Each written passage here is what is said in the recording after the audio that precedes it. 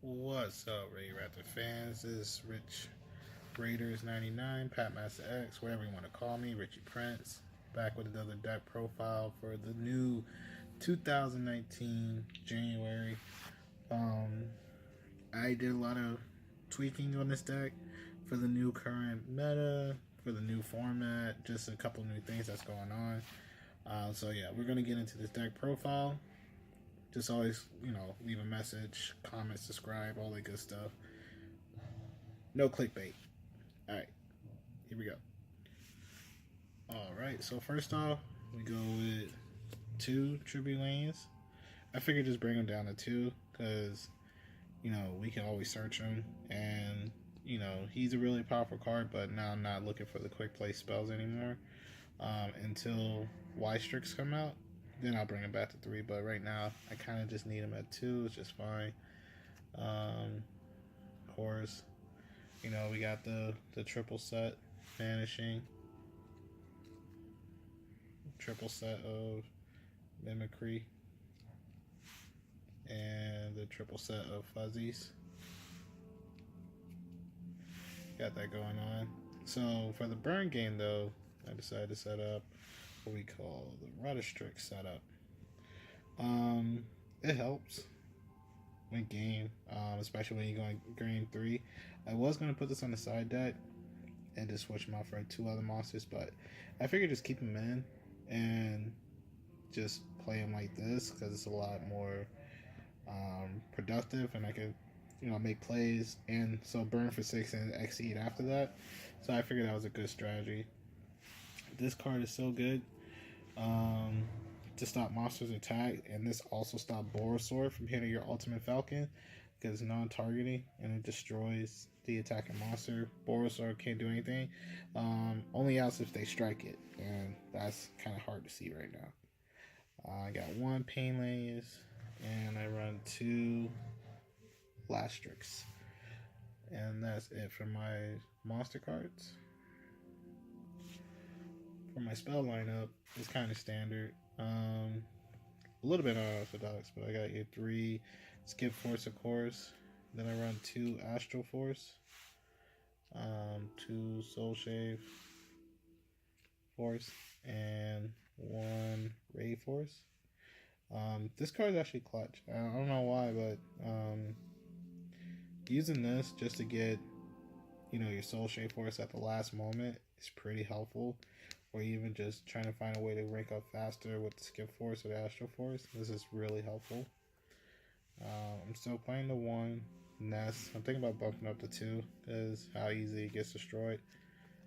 Of course, I'm playing 2 Catacalls, 2 Call by the Graves, 2 Allure, and 1 Foolish Burial. So yeah, this combo set is pretty lit. It's kind of easier to get the Ultimate Falcon with this combo, but it's not my main goal anymore. It is a goal, for sure. I mean, for sure, every duel you want to make Ultimate Falcon, but I'm not trying to make that my main goal because then I get distracted with other strategies. So this deck is a great build just to make amazing plays to throw your opponent off his wagon, pretty much, because it's going to be hard to make these plays without them thinking, because most of their deck are autopilot, and you start getting them to think. These type of combo plays are going to disrupt their thinking and say, oh my god, what am I supposed to do? And they literally give up. They just say, well, I scoop. So that's it for my spell lineup. For my traps, hasn't changed much, always been the same. Of course, you got your 2 readiness, game savers, don't let your monster get destroyed. Borosaur wants to attack, that's fine. Let him banish this, and you take no damage for the rest of the turn. And you got 2 Gust to stop the back row disruptions. And I main 2 Goza Match. Kind of updated this to be the super rare. Yeah, your boy going in. But yeah, this also helps out a lot. Um, and it depends how I want to play it. So depending on, I'll hold it in my hand if I have to, because based on my XC deck, I'll hold it in my hand if I need to. And um, if I'm, of course, if I see like Sky Strikers or the Nightmares or even Prank Kids, this will disrupt them pretty darn good for a couple of turns until they can, I don't know, Yami Yugi, a Twin Twister or something to blow up the back row. But that's it for my traps. Next up, I got the extra deck. Of course, I'm running 2 4 Strix. Standard. The Kurosaki in the back, of course. Running 1 Blaze Falcon, 1 Stranger Falcon. He's pretty lit when it comes down to your Ultimate Falcons in the graveyard. They're trying to blow up the field on win for game. You cattle call into this and let this get blown up. You get your Ultimate Falcon back, and this becomes the material. He's pretty good saver when it comes down to this, and it's kind of like a meme sometimes, and people just like, oh, that's pretty good. And I'm like, yeah, so continue to play. Revolution Falcon, he's the secretive boss monster. Satellite, I finally got him back at secret. I might just bump him down to 1 when it comes down to Arsenal. For sure, I'll probably bump him down to 1. Because he's not used that much, but if he does need to blow up back row, I can always make it happen with him, and it's pretty easy. Boss monster, you already know what he does. Everyone fears him. Everyone. It's not that hard. I use him just in case things get rough. He's not better than Ultimate Falcon, of course, but he's a 38, and Thunder Dragon's starting to find ways to get over 3,500. So I use him just for the backups because it's hard to get over that because they're not really preparing for this. Their highest is to 3,500, so they can beat Ultimate Falcon. So you just Soul Shape Force into this, and goes a match, and then you just keep wailing on them until you get game. Of course, I got the Wee Witch Apprentice for the XC, and nothing special. I just got my my Zexal combo for for the stalls. So yeah, so 3D setups are pretty good, but just trying to do this for stall until I could get a good hand, Ultimate Falcon, or even anything else. But this is the reason why I'll hold on to the Gozen match until this becomes irrelevant, pretty much, and then let him die out or whatnot. And then we'll move on to the side deck. So side deck, I do run a Rise Falcon because he can make good for game.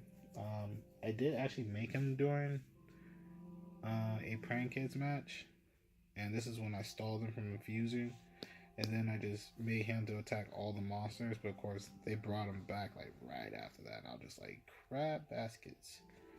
But then I also run 2 Chaos Hunters, to stop the Dino Thunders. I mean, not Dino Thunders, Thunder Dragons. Yeah, to stop that from the back rows. Of course, they're stronger than Colossus and whatnot, but you just have to play this with Gozen match. And as soon as they summon a light monster, summon Gozen match, they'll try to special summon to bring out something else, and you special summon this so they can't banish and make it like even harder.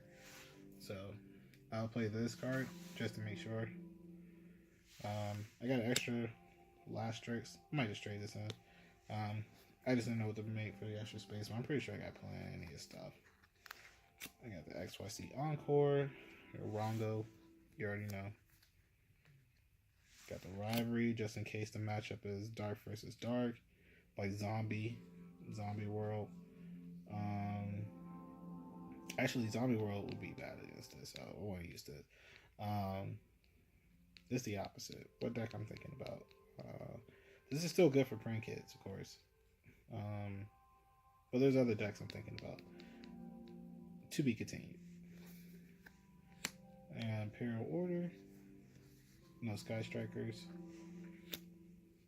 Lightning Prison Mirror for Trick Stars, Thunder Dragons.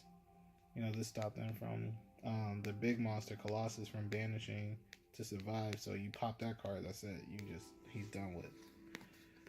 Use Curse Seal for Sky Strikers. This is the one that you just detach a spell card and you negate a spell card and they can't activate that spell card for the rest of the duel. And for the memes, got Waken the Dragon just to bring Ultimate Falcon, of course. So that's my build. So yeah, of course, leave a comment, subscribe, or likes, whatever. This deck is going to be upgraded, of course, once we get that power pack and see what we get. Hopefully, we do get that wide Strix Arsenal Air Raid. Something that we've been missing, something that can help us take this even far. But this is just it for the January 2019. Again, this is Raidraptor Richie, Master X, signing out.